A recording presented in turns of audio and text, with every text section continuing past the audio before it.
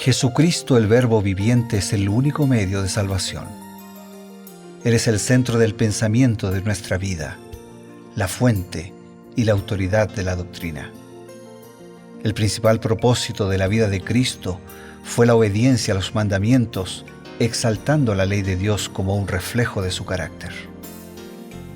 El principal mensaje a ser predicado en el mundo, basado en Apocalipsis 14, está representado por 3 ángeles llevando el Evangelio eterno al mundo entero. Este mensaje se basa en los encantos inigualables de Cristo y declara que la hora del juicio ha llegado y llama a obedecer los mandamientos de Dios. Mediante su palabra, Dios ha comunicado a los hombres el conocimiento necesario para la salvación. Las Santas Escrituras deben ser aceptadas como dotadas de autoridad absoluta y como revelación infalible de su voluntad. Y aunque el canon de las Escrituras inspiradas está cerrado, el Espíritu Santo continúa iluminando, amonestando y confortando al pueblo de Dios a través del testimonio de Jesús, el Espíritu de profecía. El camino a la vida se traza a través de un camino angosto que debe ser recorrido con confianza a las promesas que Dios dejó a hombres y mujeres fieles que dedicaron sus vidas hasta la muerte por el Evangelio eterno. Los fundadores de la Iglesia soñaron con el día en que la revelación sería una realidad en sus vidas. Miraron con los ojos de la fe a aquel día glorioso cuando finalmente la promesa sería cumplida en la venida magistral de Jesucristo a esta tierra para recompensar a cada uno según sea su obra.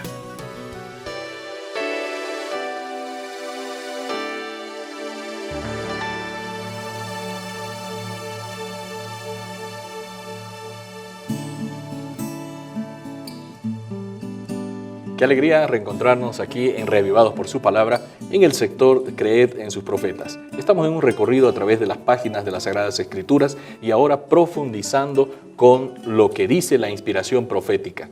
Está con nosotros el pastor Bruno Razo, líder de la iglesia en Sudamérica, y retomamos nuevamente con él. ¿Cómo está, pastor? Una alegría saludarlo. Muchas gracias. Muy bien, y también muy contento de estar juntos contigo, pastor Eber, para seguir meditando y profundizando en la palabra de Dios. Pues bien, ayer estábamos viendo cómo Dios le llamó a Moisés y Moisés se prepara para ir a Egipto, retornar después de los 40 años y ahora ya Dios le dice tienes que ir a entrevistarte con el faraón para presentar cuál es el propósito de tu retorno. Él tenía que sacar a los israelitas de Egipto y llevarlos para la tierra prometida, pero algo sucedió. En esa entrevista pareciera que todas las circunstancias se convirtieron en algo adverso. Los resultados de la entrevista de Moisés y Aarón con el rey fueron bastante contradictorios, podríamos decir. El faraón ordenó aumentar sustancialmente el trabajo de los israelitas. Entonces nos preguntamos... La liberación parecía más lejana. Parecía más lejana, ¿no? ¿Por qué sucedió esto? Muy bien. Tengo para compartir una declaración del Espíritu de Profecía de los escritos de Elena de White y dice así: los hebreos habían esperado obtener su libertad sin ninguna prueba especial de su fe, sin penurias ni sufrimientos verdaderos, pero aún no estaban preparados para la liberación. Tenían poca fe en Dios y no querían soportar con paciencia sus aflicciones hasta que Él creyera conveniente obrar por ellos. Y muchos se conformaban con permanecer en la servidumbre antes que enfrentar las dificultades que acompañarían el traslado a una tierra extraña. Y los hábitos de algunos se habían hecho tan parecidos a los de los egipcios que preferían vivir en Egipto. Por lo tanto, el Señor no los liberó mediante la primera manifestación de su poder ante Faraón. Rigió los acontecimientos para que se desarrollara más plenamente el espíritu tiránico del rey egipcio y para revelarse a su pueblo. Cuando vieran su justicia, su poder y su amor, elegirían dejar Egipto y entregarse a su servicio.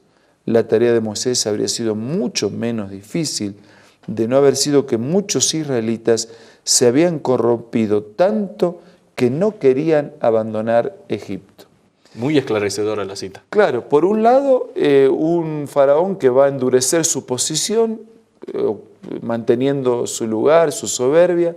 Por otro lado, un pueblo que quiere la bendición de la libertad, pero que ni todos la quieren, y que en todo caso que sea sin pagar ningún costo.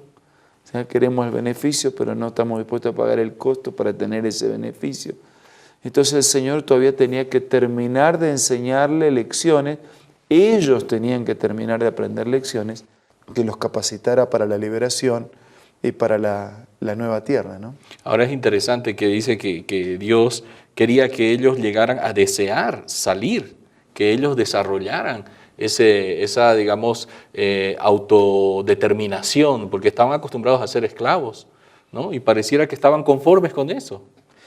Sí, algunos estaban conformes, ya los hábitos, las costumbres, la comida, la manera de vivir, ya comenzó a gustarle, ¿no? Y por otro lado tenía que ir a un lugar nuevo, con lo difícil de la novedad. O sea, bueno, mejor nos quedamos acá. Y lo que Dios quería era eso, que ellos supieran que ese no era su vida era otra, libre, plena, realizada, pero tenían que pagar el precio. Ahora, cuando Moisés se presentó delante de Faraón, esas palabras que responde Faraón a Moisés fueron paradigmáticas y han pasado a la historia como un modelo que simboliza la perspectiva de incredulidad y oposición al gobierno de Dios. Es así, y de alguna manera es también un concepto y una palabra profética Sí. de lo que habría de repetirse después, en el futuro. Justo eso quería preguntarle, ¿será que existe alguna aplicación en la historia moderna de las palabras de Faraón y todo lo que representaban? Leo ahora la declaración del conflicto de los siglos. Cuando se presentó Moisés ante él para comunicarle el mensaje del Señor, el faraón contestó con arrogancia: ¿quién es Jehová para que yo oiga su voz y deje ir a Israel? Yo no conozco a Jehová, ni tampoco dejaré ir a Israel. Eso es ateísmo, negar la existencia de Dios y oponerse a Dios.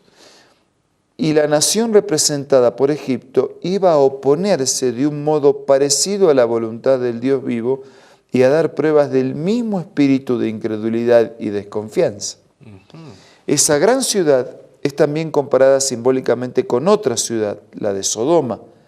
La corrupción de Sodoma al quebrantar la ley de Dios fue puesta de manifiesto especialmente en la vida disoluta, y este pecado iba a ser también un rasgo característico de la nación que cumpliría lo que estaba predicho en este pasaje. ¿Y cuál era esa nación, pastor? Pero hay En la algo historia. más, o sea, no solamente Egipto y Sodoma, sino algo más. Ajá. Leo, esta profecía se cumplió de un modo muy preciso y sorprendente en la historia de Francia. Durante la Revolución en 1793, el mundo oyó por primera vez a toda una asamblea de hombres nacidos y educados en la civilización que se habían arrogado el derecho de gobernar a una de las más admirables naciones europeas, levantar unánime voz para negar la verdad más solemne para las almas y renunciar de común acuerdo a la fe y a la adoración que se debe tributar a la deidad. Que sí que las palabras de Faraón, literales para él, fueron también una profecía de las palabras futuras cuando en Francia se negó la existencia de Dios. Se niega la existencia de Dios y el papel de lo religioso. Qué interesante. Ahora, ¿esto será que tuvo un impacto para la época actual? Claro, tuvo un impacto. Tuvo un impacto para nuestros países sudamericanos, lo tuvo para el mundo y lo tiene para cada persona, porque todos los días en nuestra mente libramos una lucha para ponernos de un lado o del otro en este gran conflicto entre el bien y el mal. Y podemos ponernos del lado de un Moisés que cree en la palabra de Dios y que la transmite al pueblo animándolo a que confíe, o podemos ponernos de parte de un pueblo que está a mitad de camino, algunos sí, otros no, o podemos ponernos de parte del faraón, que enfáticamente dice: ¿y quién es Dios para que yo lo considere? Yo no lo conozco, no me interesa y me muevo sin Dios. Eso podría ser algo que representaría como dos posiciones claras, ¿no? En la actualidad, dos grupos de personas.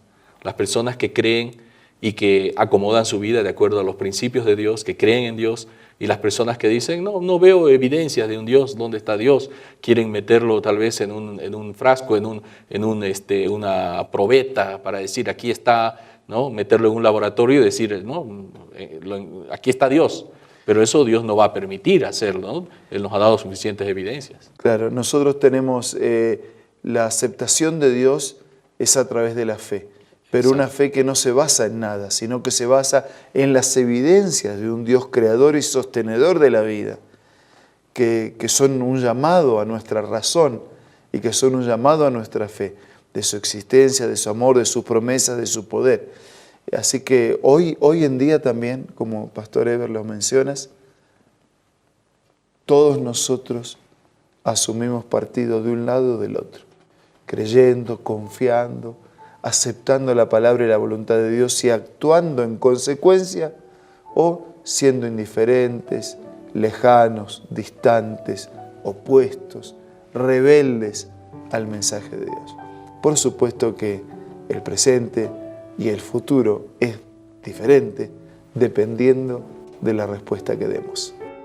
Qué hermoso, nos quedamos con esa idea.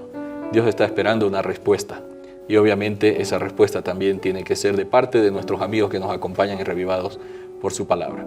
Volvemos con ustedes después de este consejo importante.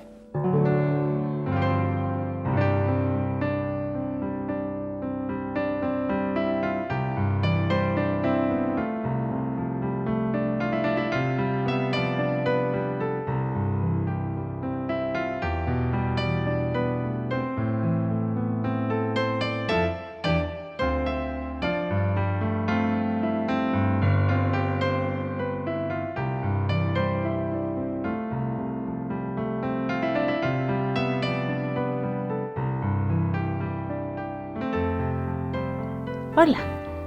Una de las citas más conocidas de la escritora Elena G. de White se encuentra en el libro La Educación y quiero compartirla hoy contigo. La mayor necesidad del mundo es la de hombres que no se vendan ni se compren, hombres que sean sinceros y honrados en lo más íntimo de sus almas, hombres que no teman dar al pecado el nombre que le corresponde, hombres cuya conciencia sea tan leal al deber como la brújula al polo, hombres que se mantengan de parte de la justicia, aunque se desplomen los cielos.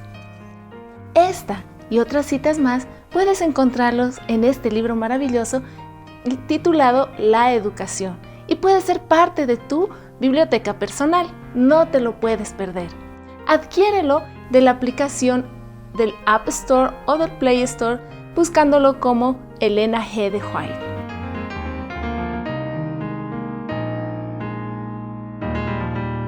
Ustedes, amigos, han escuchado dos posiciones, dos grupos de personas que irán hasta el fin del mundo. Palabras finales del pastor Bruno y la bendición. Gracias, Pastor Eber. Solo digo, retomando el concepto de la Biblia, dichoso el hombre que confía en Dios. Y lo invito, lo animo, le pido, le suplico, sea usted feliz y dichoso por confiar en Dios. Ahora vamos a orar. Padre que estás en el cielo, te agradecemos porque de estas experiencias históricas podemos aprender de aquellos que confiaron y también podemos aprender la lección de aquellos que te negaron. Nosotros queremos ser parte de los que confían en tu palabra, de los que aceptan tu mensaje, para vivir de una manera dichosa, para vivir con fuerzas enfrentando las dificultades y con la seguridad y esperanza de tus promesas. Bendice a todos nuestros amigos y hermanos, te lo pido, te lo agradezco, en el nombre de Jesús. Amén.